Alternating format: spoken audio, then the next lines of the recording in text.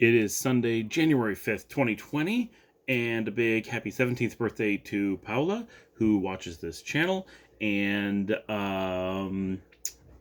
we actually sent her happy birthday stuff yesterday because she's 8 hours ahead of us. So we talked to her last night before she went to bed. Today is Sunday. Got up this morning and the Oculus Rift was already heavily in use before I was even up, of course.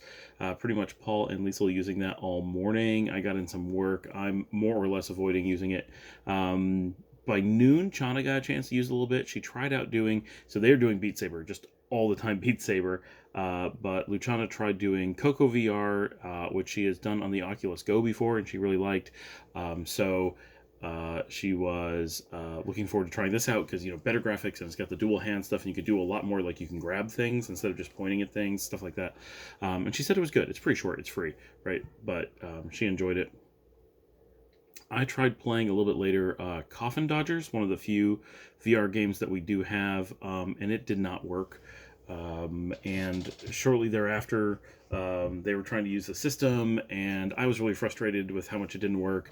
And I was talking to Jeremy. We were trying to fix some things, and we tried to turn off some of the health and safety warnings that you're supposed to turn off. Like, it's not supposed to just show it to you all the time. So I tried to turn that off, and the system just hosed itself. It completely didn't work. Ended up spending hours with Paul and Dominica and Jeremy and I, just all trying to figure out how to make it work. And after about 2 hours, we finally got it to work. But I was really close to thinking we had to send it back.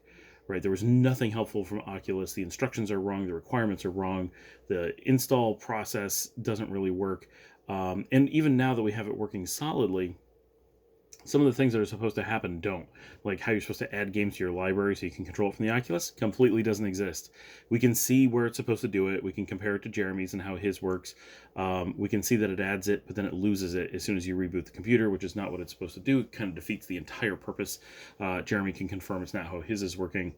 So the thing, and for him, he's like, well, I don't have problems. But then he figured out, well, I don't have problems because I launch games in this way. And we're like, we can't launch games in that way. It took hours of working on the machine to figure out that ability to launch is something we don't have on ours.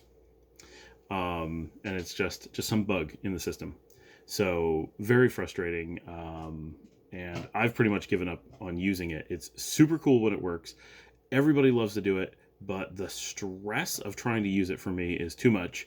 Everyone always wants to get on it. When things don't work, everybody's upset that I tried to use it, and it's just not worth it to me at this point. There's no games that are really calling me, and everyone else is happy to use it. And if I'm going to play a game, I can just play 2D. I don't care. So it's cool, but for me, it's too stressful to try to do anything with it. So my evening tonight had a data center move, which took almost 5 hours. Our Los Angeles data center had to move buildings. Not a big deal, just tied me up for a lot of time. The data center actually moved some of the networking gear ahead of time. And they're like, hey, can you power everything down? And I'm like, no, because I can't reach my gear. You unplugged it. And they're like, oh no. So that cost us a lot of time, made it a little bit more complex. But that went okay. And the VR just kept being in use all night, which is great. Once we got it working, they just used it and used it and used it. And then around midnight, Rachel came over. She made some lentil dip and picked up some beer, came over, and we watched the rest of The Mandalorian, which, because I haven't seen it, is watchable.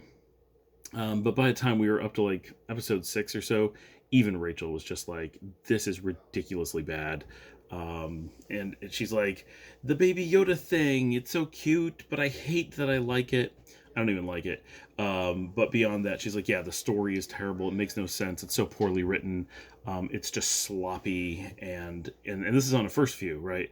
When I was watching it and really upset before, it was because I was watching it for the second time. This, watching it for the first time, is just sad how bad it is. Like, with all the resources that they have, that they could only make this, is really says something. Anyway, but we made it through it. We've completed the first season, and it was, bearable, just disappointing, I guess.